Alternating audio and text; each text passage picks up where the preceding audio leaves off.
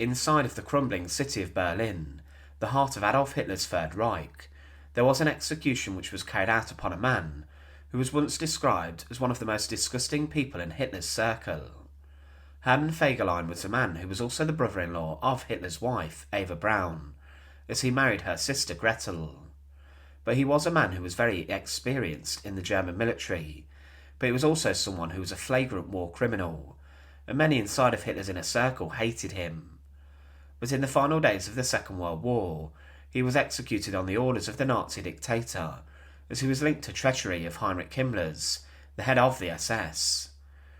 But what is the story of the execution of Hitler's brother-in-law? Remember as always to support our channel. Please make sure to subscribe. Hermann Fegelein was born in Bavaria, and his family were experienced members of the army, and as a young man he worked at an equestrian school, and he would excel in riding horses. This would help him with his career later, due to the fact he would become a cavalry soldier.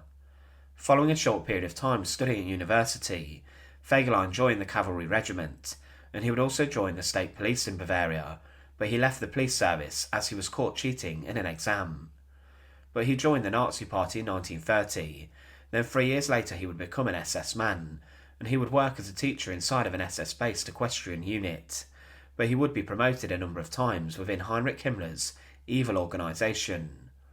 He was also in charge of the creation and upkeep of the facilities for the horse events in the Berlin Olympics, and he was now rubbing shoulders with rather senior Nazis. He did even try to be a part of the Olympic team, but he was not good enough. Himmler would continue to promote Hermann Fegelein, and he continued to work with horses inside the SS, but as the Second World War broke out, he would be placed in command of the SS Death Heads Horse Regiment in Poland.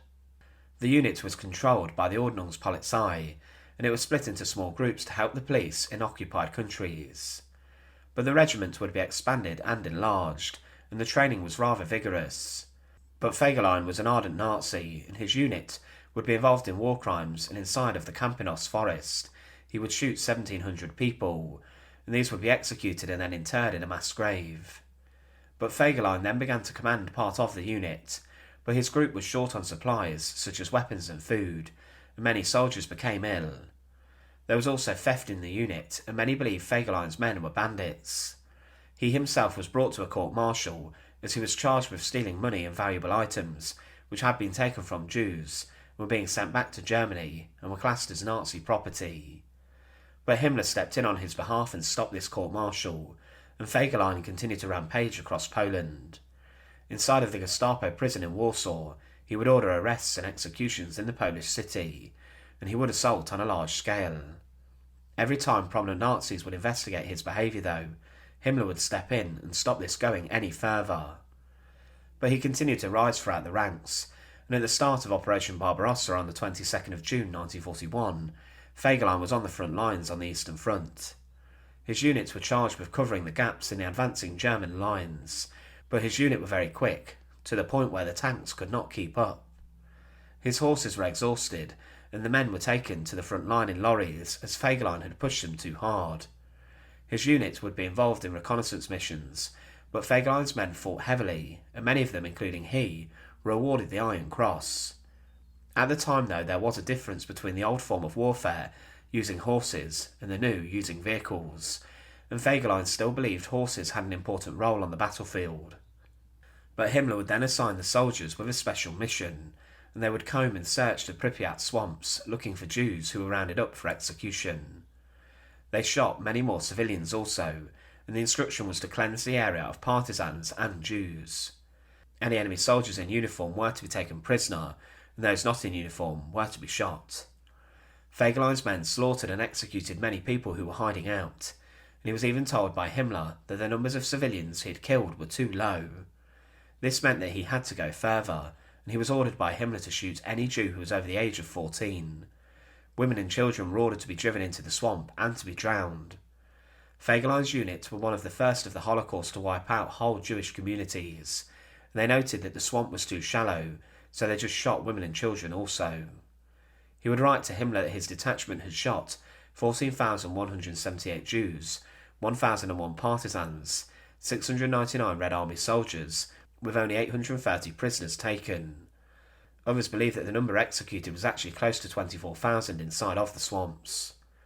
Fegelein had established a reputation for being a barbaric war criminal, and he was a man who was trusted by Himmler.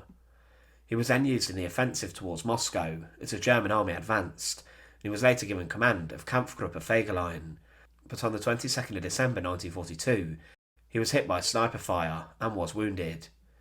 He returned to the battlefield as the commander of the 8th SS Cavalry Division, and his unit were involved in executing partisans.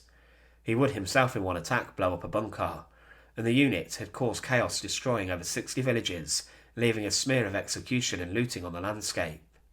His division continued to fight on the Eastern Front campaigns, and he again was wounded in September 1943. But around this time he was then assigned to become part of Hitler's headquarters staff, and he would also act as a liaison officer and representative of the SS. He was the mouthpiece of Himmler at briefings with Hitler, and he would even be present when the July 20th bomb went off inside of the Wolf's Lair headquarters. But Fegelein was a man who was motivated for more power and influence. He was completely power-mad, and he would, because of this, marry Gretl Braun, the sister of Favour Braun, Adolf Hitler's then-girlfriend and future wife. Their marriage occurred on the 3rd of June 1944 in Salzburg, and he knew that this marriage for him was a way to establish more power and a seat at the table with the Nazi bigwigs. Gretl was not known for her looks, but Fegelein was known for being a ladies' man and a playboy who had many different affairs with other women. He would even capture the eye of his sister-in-law, Hitler's girlfriend Eva, as he would dance with her, and the pair would flirt. Eva Braun was very fond of Hermann Fegelein, and she may have admired his looks and personality. The marriage of the pair was huge, and it was a big celebration, with Hitler, Himmler and Martin Bormann acting as witnesses. But despite the event, the war effort was already beginning to turn against the Nazis and the Germans. With this, many high-ranking Nazis tried to save their skin. Fegelein's great friend Heinrich Himmler had a breakdown, and he was inside of a sanatorium trying to save his skin by doing deals with the Allies, and he was trying to negotiate peace. But Fegelein was still inside the Führer bunker until nearly the very end. Berlin would be cut off from the rest of Germany at the end of April 1945, and Hitler had received news that Himmler was trying to do deals with the enemies of the Nazis, and with this he was completely furious. He then ordered Peter Hergel to go and find Fegelein, who had already abandoned the bunker, as he did not want to die inside the underground complex.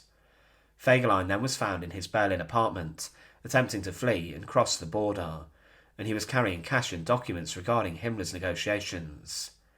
Hitler then ordered Fegelein to be stripped of all his ranks and to be sent to the front line, but they knew he would then run away again. Fegelein's wife was at the time pregnant, and Hitler did consider releasing him, and Eva Braun tried to plead for his life. But Hitler then ordered Fegelein's execution, and when he was taken to the Führer bunker, he was drunk and not in a fit state at all. He was then taken out of the bunker and into the garden of the Reich Chancellery on the 28th of April.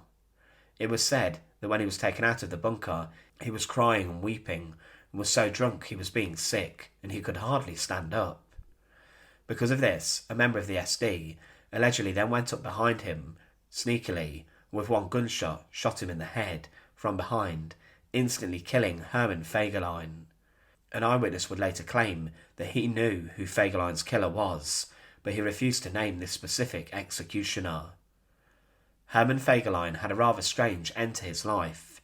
He was a man who was a despicable Nazi war criminal, and he was a man who would be responsible for thousands of executions during World War II. He was a man who was greatly trusted and greatly liked by Heinrich Himmler, the head of the SS, but he sought to try and save himself at the end of the conflict.